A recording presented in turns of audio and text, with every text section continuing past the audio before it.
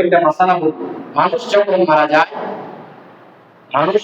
মারা যায় তখন আমরা অনেককে দেখা যায় কবর পাড়ের মধ্যে এসে হাসাহাসি করে।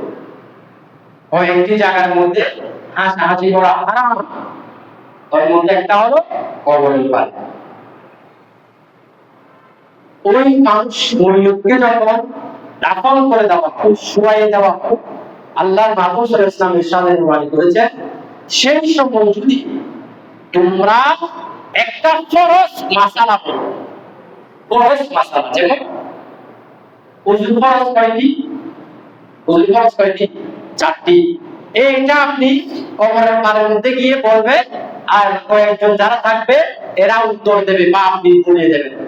গোসলের ফরজ কয়টি? এভাবে একটা ফরজ মাসালা যখন বলবে তখন আল্লাহ রাব্বুল আলামিন ওই ফরজ মাসালার উসিলায় আল্লাহ মুমিনদের জিন্দেগির গুনাহ মাফ করে দেবেন। আল্লাহ আমাদের সবাইকে এই মাসালার প্রতি আমল করা সবাইকে তৌফিক দান করুন। আমিন।